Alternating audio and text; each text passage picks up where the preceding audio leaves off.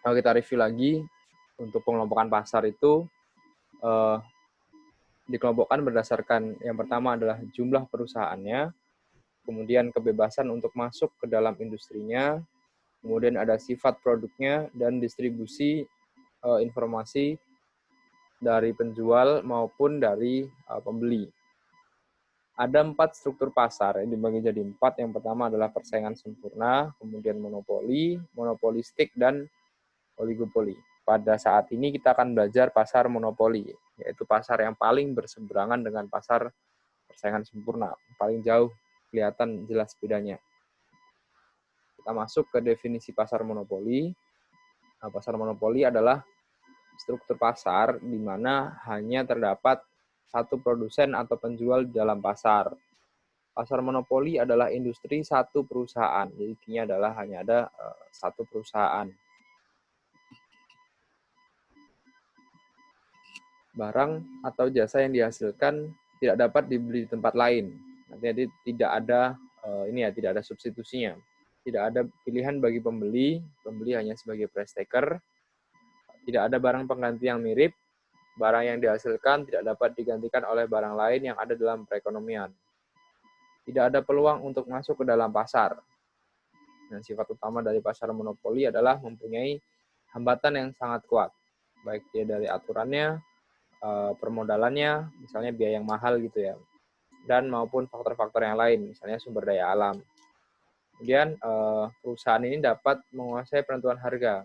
Hanya ada satu penjual dalam pasar sehingga dapat menetapkan harga dengan melakukan pengendalian ke atas produksi dan jumlah barang yang ditawarkan. Jika perusahaan pada pasar kompetitif adalah price taker, artinya dia hanya menerima harga, maka perusahaan monopoli adalah price maker. Perusahaan disebut melakukan monopoli jika jadi ada syaratnya ya. Yang pertama adalah menjadi penjual tunggal dari produknya, kemudian produk tersebut tidak memiliki substitusi yang mirip ya, atau yang paling tidak mendekati substitusinya. Kemudian penyebab utamanya adalah adanya barriers to entry. Ada 3 barriers to entry. Yang pertama adalah kepemilikan atas sumber daya utama, kemudian diberikan hak tunggal oleh pemerintah, kemudian adanya biaya produksi yang membuat produsen tunggal lebih efisien dibanding banyaknya produsen.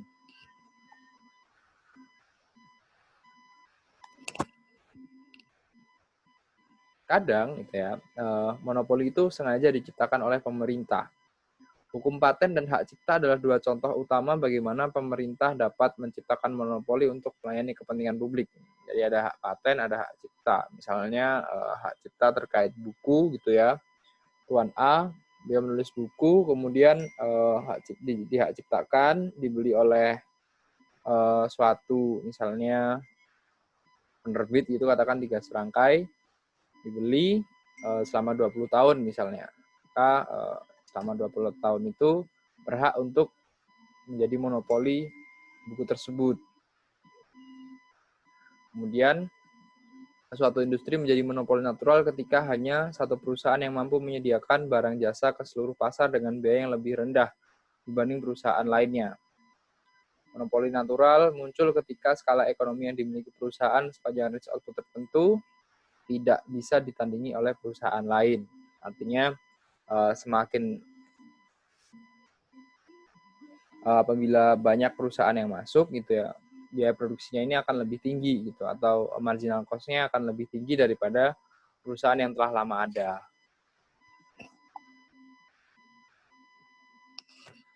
Kita lihat perbedaannya antara perusahaan pada pasar monopoli dengan perusahaan pada pasar kompetitif. Apabila pada perusahaan monopoli, ya produsennya hanya satu, ya tunggal, sedangkan pada pasar kompetitif banyak produsen. Kemudian menghadapi kurva permintaan yang menurun, demand-nya, sedangkan pada di sini adalah kurva permintaannya horizontal. Ingat, P sama dengan HR, sama dengan MR, sama dengan demand. Kemudian pada pasar kompetitif, perusahaan hanya sebagai price taker dan menjual banyak atau sedikitnya pada harga yang sama. Kemudian pada perusahaan monopoli, perusahaan berperan sebagai price maker dan menurunkan harga untuk meningkatkan penjualan. Nanti kita lihat kurvanya. Nah, ini ya. Bedanya antara kurva demand, perusahaan kompetitif, dan perusahaan monopoli.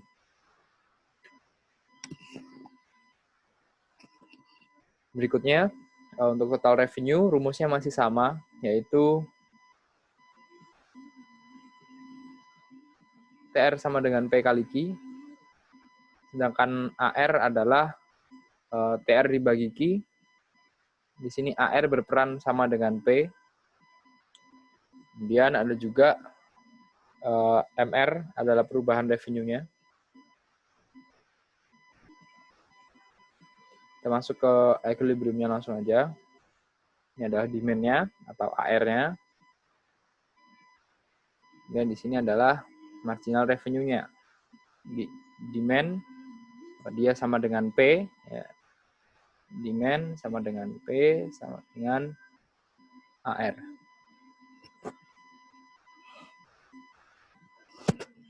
Maka untuk memaksimalkan laba, perusahaan maksimalkan profit dengan memproduksi sejumlah output di mana marginal revenue sama dengan marginal cost, sama dengan perusahaan pada pasar persaingan sempurna ya.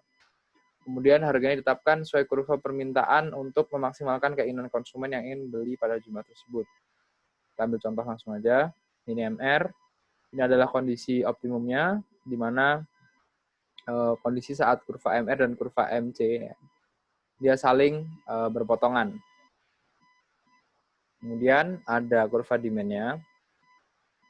Nah, harganya adalah kita tarik garis lurus dari perpotongan tadi. Dari perpotongan ini kita tarik garis lurus menuju ke kurva demand-nya atau kurva AR atau kurva price. Yang kemudian menjadi harga monopoli dan nanti labanya ya. Labanya adalah berarti dari sini ya, dari ATC sini sampai ke sini.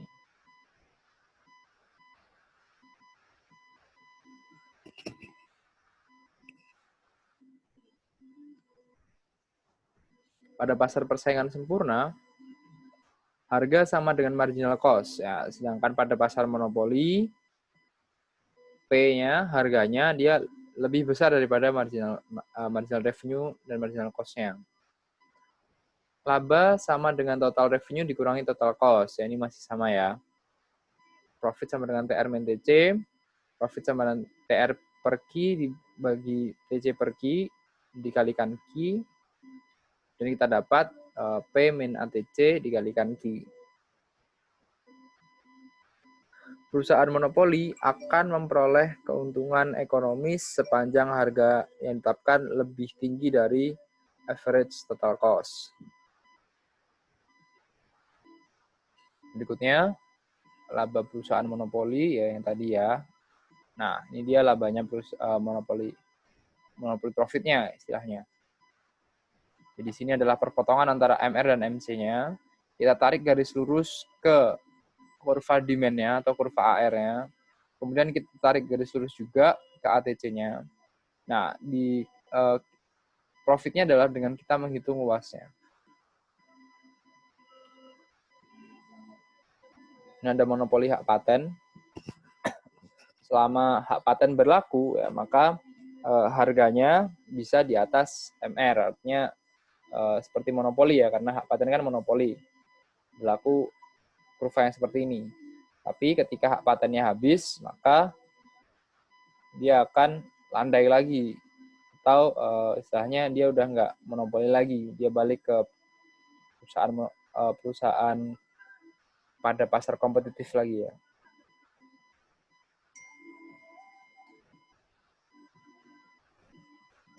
Berbeda dengan pasar persaingan sempurna, pasar monopoli menetapkan harga di atas marginal cost.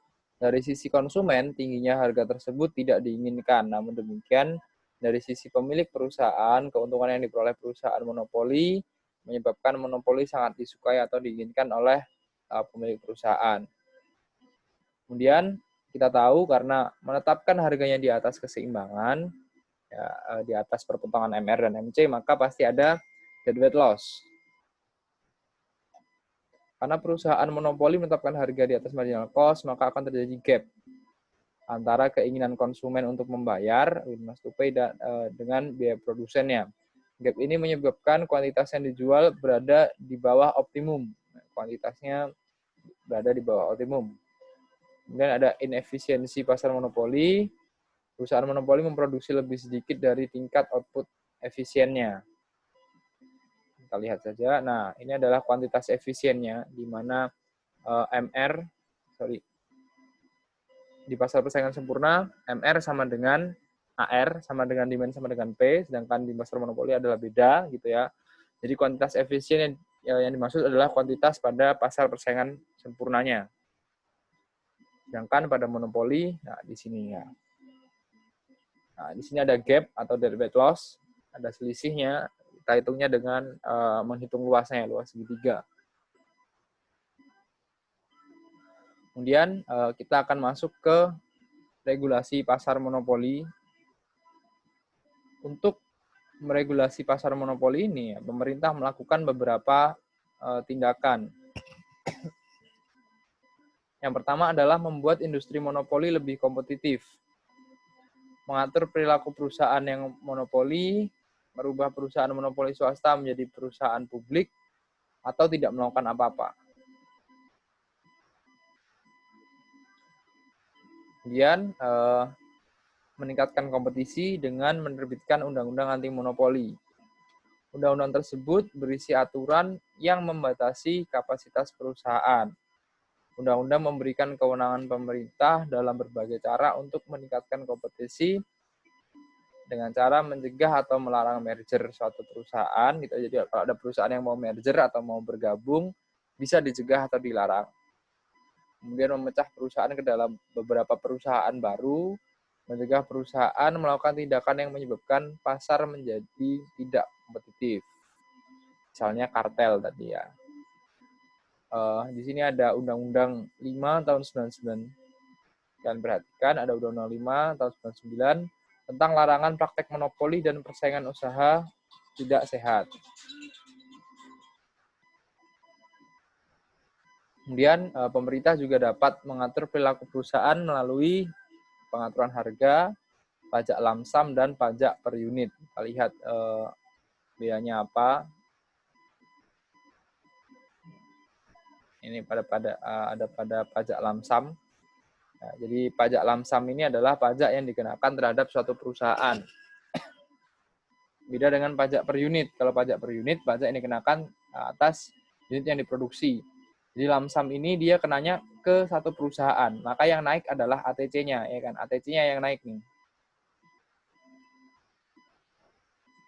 Sedangkan pada pajak per unit ya yang naik adalah variable cost-nya ya, karena variable cost jika dijumlahkan dengan fixed cost adalah total cost juga. Apabila variable cost-nya meningkat, maka total cost-nya juga meningkat. Ya, kemudian kenapa MC-nya meningkat? Karena marginal cost adalah tambahan biaya tiap ingin memproduksi satu, sedangkan tambahan biaya ketika ingin memproduksi satu sekarang bertambah. Kenapa? Karena ada pajak per unit gitu ya.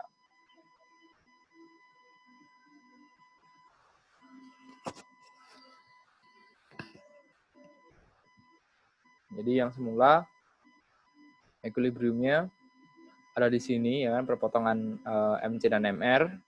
Kemudian karena MC-nya meningkat, MC meningkat ke sini, maka perpotongannya berpindah, kuantitinya otomatis turun dan harga yang ditetapkan oleh perusahaan monopoli menjadi naik. Kemudian ada kepemilikan publik. Dibanding meregulasi monopoli natural yang dijalankan perusahaan swasta, ingat monopoli natural itu dia apa?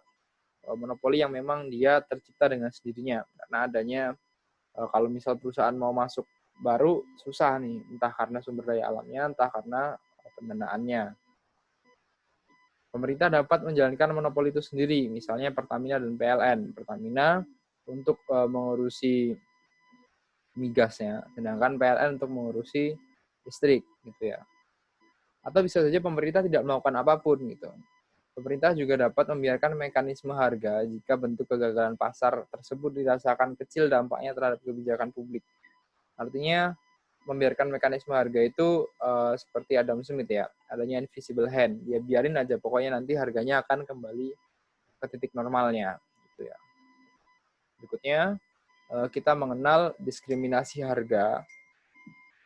Nah, diskriminasi harga ini praktik bisnis menjual barang yang sama dengan harga yang berbeda kepada konsumen yang berbeda, meskipun biaya produksinya sama. Jadi adanya harga yang berbeda untuk barang yang sama. Tergantung konsumennya, siapa yang beli gitu kan. Contoh diskriminasi harga adalah tiket bioskop ya, untuk misalnya untuk anak-anak lebih murah katakan. Atau tiket pesawat, orang yang belinya dadakan akan mendapat tiket dengan harga lebih mahal.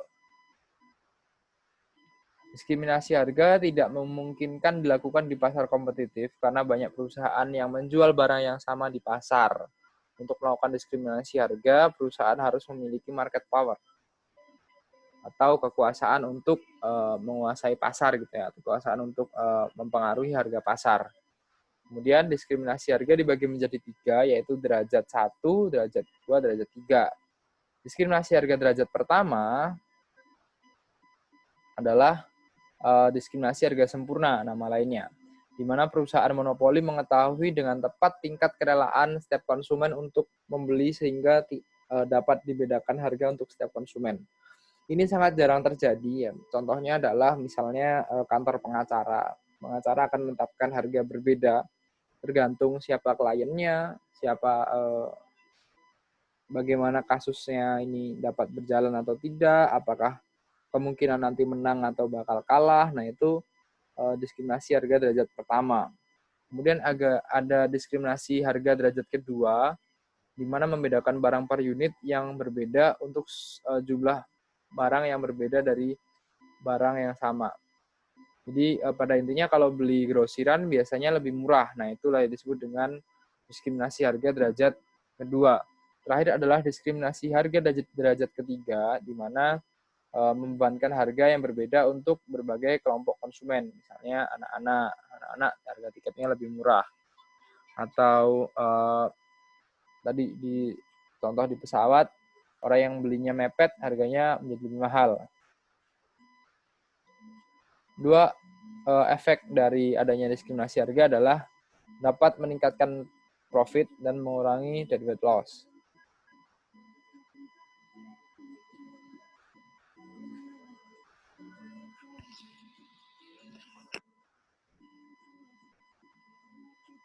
Ini kan derajat pertama.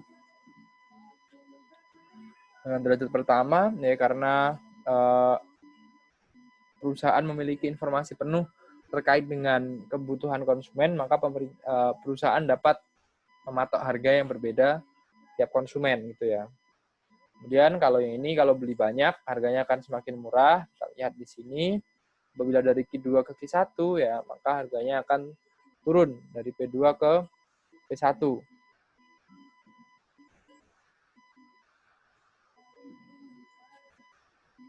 Kalau tingkat pertama itu perorangannya, per individunya. Tapi kalau tiket pesawat itu dia lebih ke kelompoknya.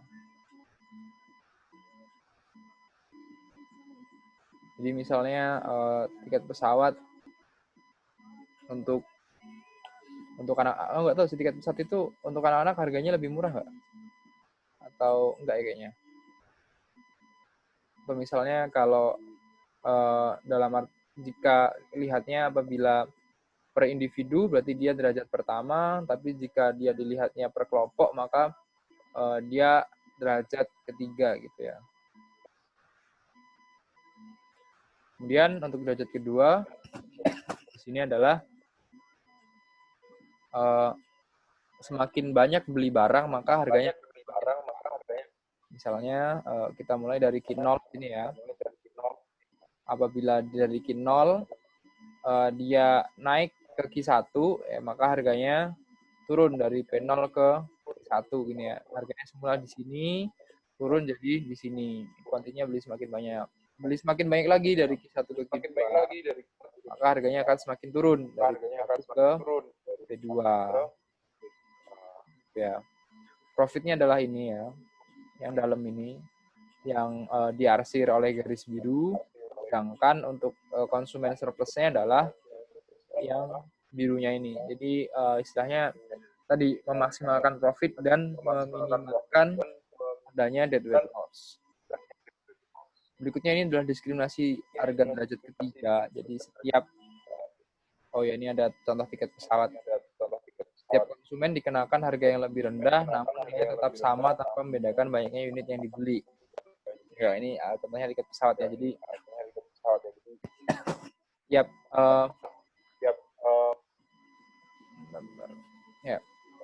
tiap kelompok dibedakan gitu ya. Apabila dibedakan kelompoknya, berarti dia tingkat ketiga. Apabila dia dibedakan berdasarkan individunya, dia dibedakan di tingkat pertama. Jadi ciri-cirinya adalah kalau di tingkat pertama itu perusahaan benar-benar tahu informasi tentang individu, jadi tahu bahwa willingness to pay individu ini tinggi, kemudian dia sangat butuh gitu kan. Kalau dia sangat butuh kan pasti dia berani membayar sangat tinggi kan. Misalnya tadi pengacara bisa aja beda-beda, tergantung pada individu dan kasus-kasusnya gitu ya. Kemudian di sini kita ambil contoh, ada salah satu praktik monopoli di Indonesia. Praktik monopoli di Indonesia, pelaku usaha dilarang melakukan penguasaan atas produksi dan atau pemasaran barang dan atau jasa yang dapat mengakibatkan terjadinya praktek monopoli dan atau persaingan usaha tidak sehat. Ya, pada intinya perusahaan ini dilarang melakukan praktek monopoli atau persaingan usaha tidak sehat. Pelaku usaha patut diduga atau dianggap melakukan penguasaan atas produksi dan atau pemasaran barang dan atau jasa apabila yang pertama barang dan atau jasa yang bersangkutan belum ada substitusinya atau mengakibatkan pelaku usaha lain tidak dapat masuk ke dalam persaingan usaha barang dan atau jasa yang sama, atau satu pelaku usaha atau satu kelompok pelaku usaha menguasai lebih dari 50% pasar gitu ya, pasar satu jenis barang atau jasa tertentu. Pelaku usaha dilarang melakukan satu atau beberapa kegiatan baik sendiri maupun bersama pelaku usaha lain yang dapat mengakibatkan terjadinya praktek monopoli dan atau persaingan usaha tidak sehat. Berupa ini ada macam-macamnya. Yang pertama adalah menolak dan atau menghalangi pelaku usaha tertentu untuk melakukan kegiatan usaha yang sama pada pasar yang bersangkutan. Ini dia menolak pesaing ya. Menghalangi konsumen atau pelanggan pelaku usaha pesaing untuk tidak melakukan hubungan usaha dengan pelaku usaha pesaingnya. Atau membatasi peredaran atau penjualan barang dan atau jasa pada pasar yang bersangkutan, atau melakukan praktek diskriminasi terhadap pelaku usaha tertentu. Ini ada contoh kasus, mahalnya tiket pesawat waktu itu mungkin akhir 2000 atau awal 2019 berarti.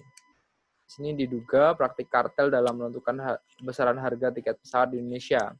Bergabungnya Sriwijaya Group dengan Garuda Indonesia melalui kerjasama operasi mengurangi persaingan di industri penerbangan nasional. Dugaan rangkap jabatan Direktur Utama Garuda di maskapai penerbangan swasta Sriwijaya Group ini juga menjadi salah satu kecurigaan. Jangan-jangan ini benar-benar ada kartel gitu ya, adanya hubungan gelap antara Garuda dan Sriwijaya. Oke, materinya sudah habis.